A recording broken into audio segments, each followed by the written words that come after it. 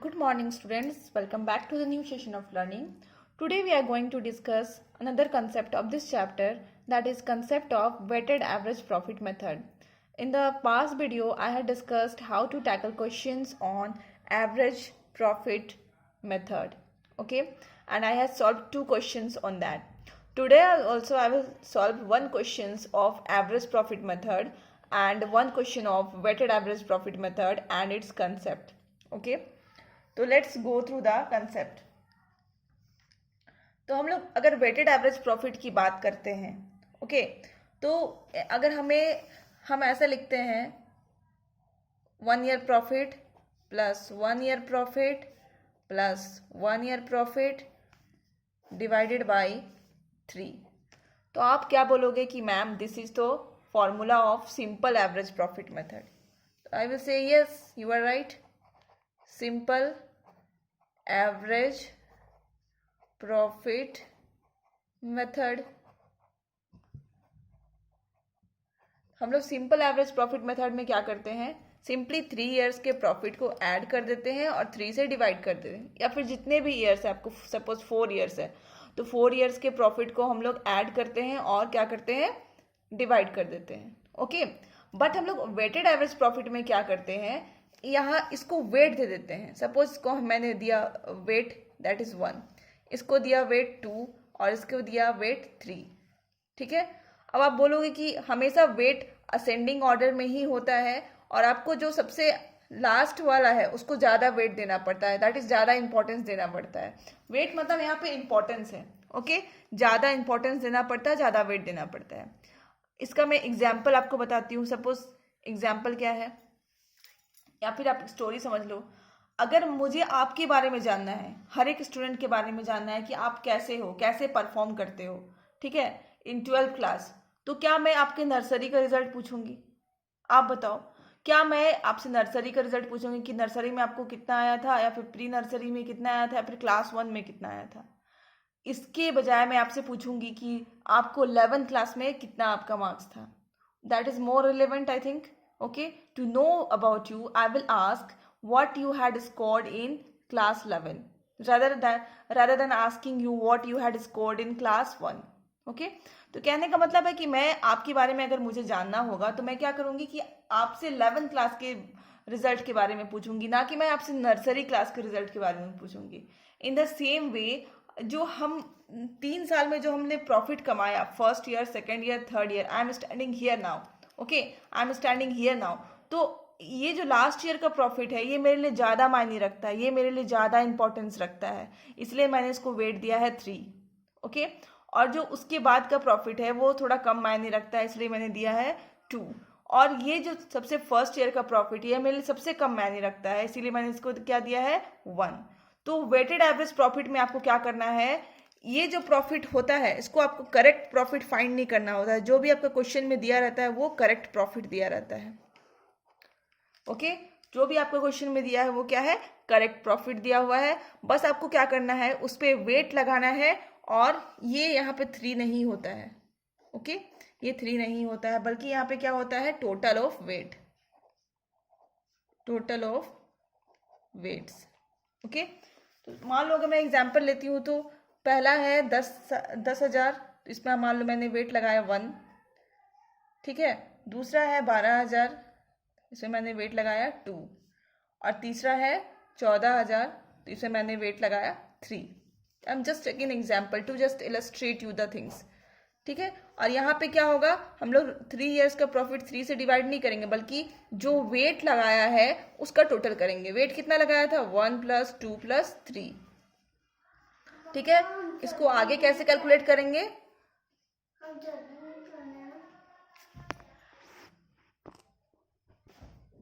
Okay, तो हम लोग क्या करेंगे, आगे इसको प्रोडक्ट इसका निकाल लेंगे, मल्टीप्लाई कर लेंगे. इसका मतलब है 10,000 + 24,000 प्लस,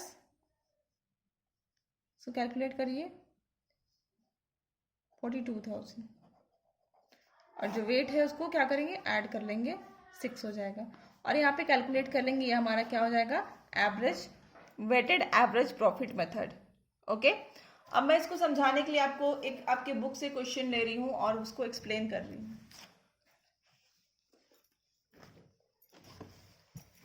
ये देखिए क्वेश्चन नंबर 3 हम लोग 13 सॉरी, क्वेश्चन नंबर 13 हम लोग देखने की कोशिश कर रहे हैं। Okay, weighted average profit method के अंदर का सबसे पहला क्वेश्चन है, profit of a firm for the year ended 31 March for the last 5 years where, मतलब आपको एक प्रॉफिट का, एक फर्म का प्रॉफिट 5 साल का प्रॉफिट आपको दिया हुआ है। ओके, देखिए, calculate the value of goodwill on the basis of 3 years purchase, और NYP क्या है, number of years purchase, that is 3।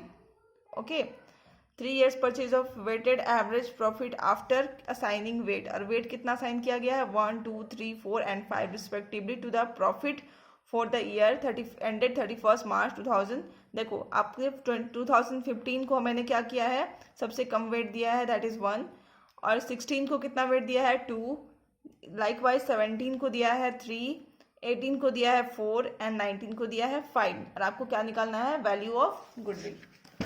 Okay, तो we are doing question number 13। Okay,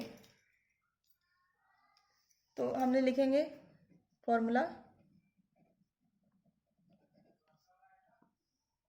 goodwill is equal to weighted average profit into NYP। Okay, अब हम लोग इसका लिख लेते हैं फॉर्मूला एक बार। Here I am writing short form of this, WAP, it means weighted average profit is equal to total product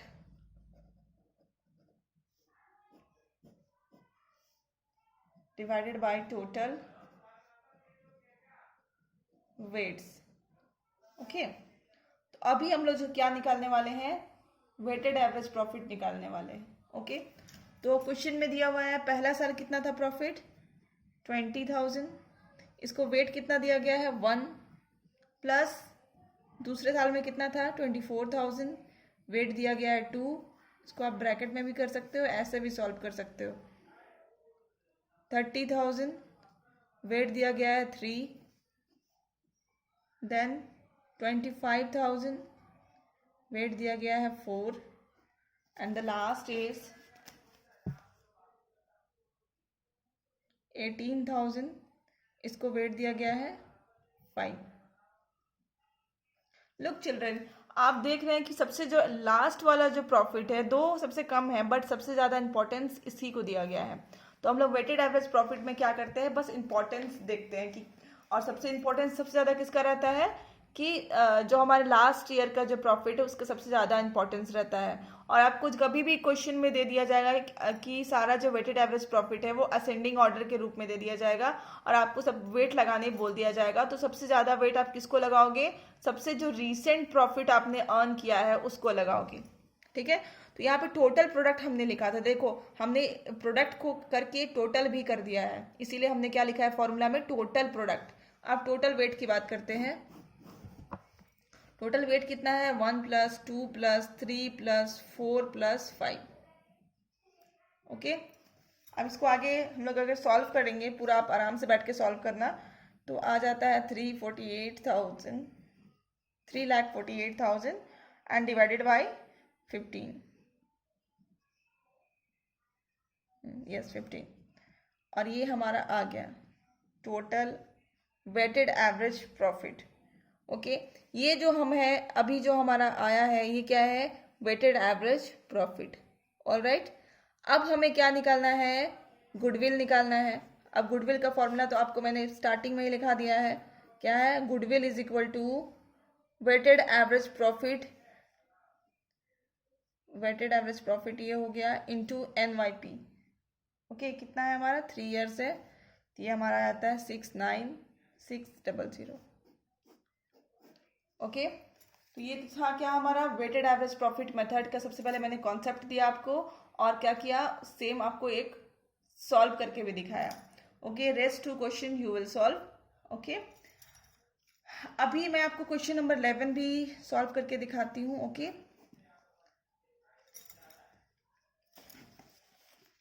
question मैं खुद रीड कर रही हूँ। Alright, Sumit purchased Amit business on 1st April 2019. Okay, goodwill was decided to be valued at 2 years purchase of average normal profit of last 4 years. Okay, तो आपको last 4 years का profit दिया हुआ है और गुडविल किस पे निकालना है, एनवाईपी क्या है, 2 years परचेज। ओके, तो और यहाँ पे क्या है, बुक्स ऑफ अकाउंट्स में ये देखिए आपको 3-4 जो गलतियां हैं वो दे रखी हैं। ओके, एबनॉर्मल लॉस दे रखा है 20,000 जो पीएनएल में डेबिटेड है। ओके, अब fix assets was sold in the year ended 31 March 2017 and again ये एबनॉर्मल गेन है आपका जो कि बार बार नहीं होता है। ठीक है, 25,000 was credited to profit and loss account in the year ended 31st March 2018. Assets of the firm was not insured due to oversight. Oversight मतलब आप इंश्योरेंस कराना भूल गए। ओके, तो अब आपको फ्यूचर में क्या करना पड़ेगा, इस असेट्स का इंश्योरेंस कराना पड़ेगा। Okay, insurance premium note paid was 15,000 और ये सबको ध्यान में रखते हुए आपको क्या करना है, calculate the value of goodwill. We are going to solve this question. सबसे पहले तो हम लोग इसका फॉर्मूला लिख लेते हैं।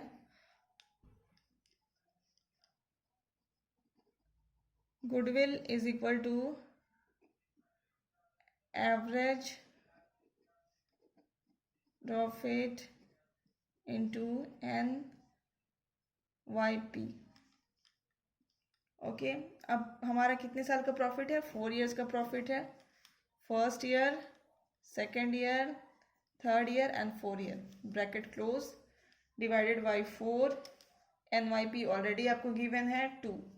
ओके, इतना लिखने के बाद हम लोग क्या कर लेंगे, करेक्ट प्रॉफिट। आप ध्यान में रखिए जब हम लोग वेटेड एवरेज प्रॉफिट बना रहे थे तो यहाँ पे करेक्ट प्रॉफिट निकालने की हमें ज़रूरत नहीं है क्योंकि ये जो गिवन प्रॉफिट होता है वही हम करेक्ट प्रॉफिट होता है in weighted average profit method.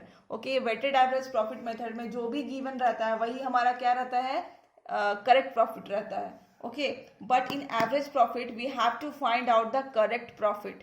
Okay, तो हम यहाँ पे क्या करेंगे, करेक्ट प्रॉफिट कैलकुलेट करेंगे। तो ये देखिए सबसे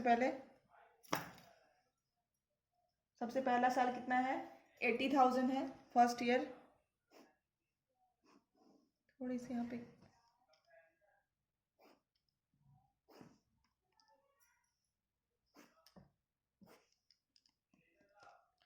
फर्स्ट ईयर थोड़ा शॉर्टकट में लिख रहे हैं हम लोग, second year, third year and fourth year. पहला साल कितना प्रॉफिट है, 80,000। This is our given profit. Okay, second year में हमारा कितना प्रॉफिट है, 1,45,000, देन 1,60,000, देन 2 लाख। ओके, उसके बाद हमारा क्या है नेक्स्ट, हमें पहले साल में क्या हुआ है, एबनॉर्मल लॉस हुआ है। ओके, तो हम एबनॉर्मल लॉस को क्या करते हैं, ऐड कर देते हैं। पहले हमारा क्या हुआ है, एब नॉर्मल लॉस, तो इसको मैं क्या कर देंगे, प्लस कर देंगे, तो ये हो जाएगा 1 लाख, यहाँ लिख दिए 1 लाख। ओके, फिर सेकेंड ईयर में क्या हुआ है, fix assets were sold in the year ended 31 March 2017। Okay, तो इसमें हुआ 2017 में, and a gain of rupees, gain या फिर profit of rupees 25,000 was credited to the PNL profit and loss account. Okay, तो ये हमारा क्या है, माइनस कर देंगे एबनॉर्मल गेन। ओके, तो ये हम क्या कर देंगे, यहाँ पे एबनॉर्मल गेन को माइनस कर लेंगे। कितना है, 25,000, तो कितना हो जाएगा, 1,20,000।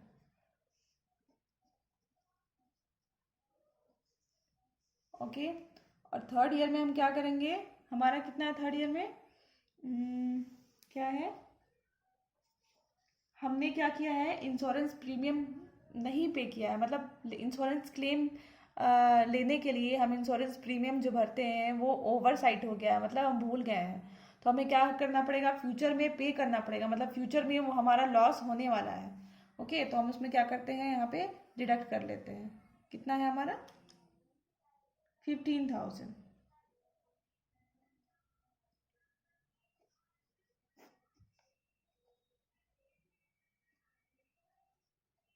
और एंड में आपका कुछ भी नहीं दिया हुआ है, तो वो आपका ऑलरेडी जो है वही रहेगा, that is 2 lakh. Okay,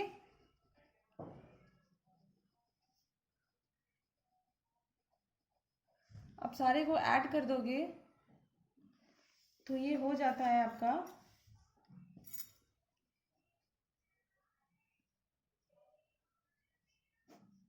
4 × 2। Okay, cancel करोगे तो फिर आपका हो जाएगा 2,82,500। This is the goodwill of the firm. Okay, तो again tomorrow I will going to give you the assignment related with the average profit method question and weighted average profit method. Okay, so keep learning and complete your assignment on time. Till then, thank you.